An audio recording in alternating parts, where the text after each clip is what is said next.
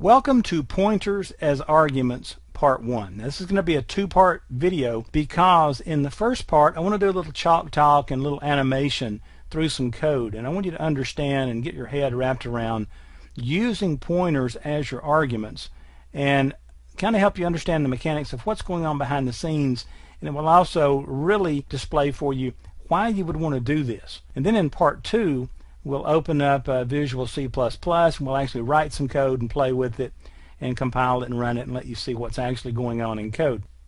So the first thing, let's look at some code we've got. Now we've got our main function here that's returning an integer type. I don't have the return statement because I wanted the room here on the screen. But notice in this we're creating an integer called number, and then we're going to create a pointer for that variable there. And then we're going to pass the pointer down to our function that we built, okay? And so these are our parameters, and we're going to pass some arguments down, all right? So notice we're telling it on our function definition down here that when we call calc, they're going to be sending you a pointer, okay? And then we're going to do some work with it, all right? So let's take a look at what's going on here. Notice that right up here at the top, when I create this variable called NBR, or number I'm calling it, but I'm creating a variable called NBR. It's a data type integer, and 3 is its initial value. All right. Well, notice at the instant that this thing comes into being, its address is 0029F850, and its value is 3. All right. No big surprise there. But then I create this pointer, and notice PNBR is a pointer. It's a pointer of integer type to this, to at number, all right? And so pointer now points to number, all right? And so the address of P number is, guess what, 0029F80. So this is pointing to this, all right? Pretty straightforward there, and the underlying value is 3. Now, I pass the pointer P number, which is pointing to number, to my function down here, okay? And so P number basically becomes A.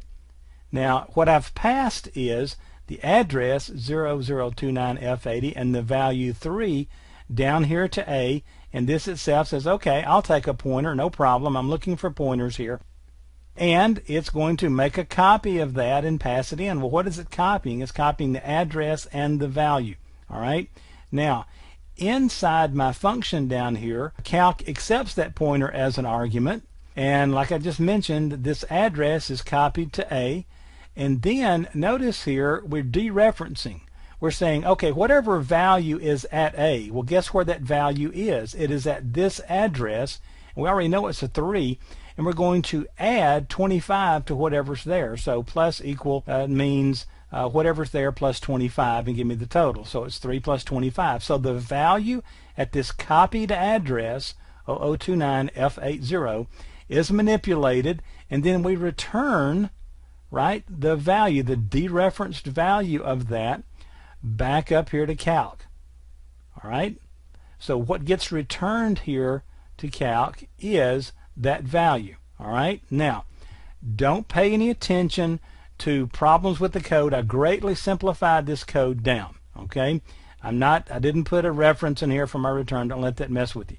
What I'm really want you to see here is how this pointer being passed as an argument is being used. We'll clean up code issues and we'll make it a lot more realistic when we jump into the code in Part 2. But for now, I want you to see the logic on how these variables, arguments, and parameters work when they're worked with as pointers. All right, so join me in Part 2 and we'll build some code and actually take a look at this in action.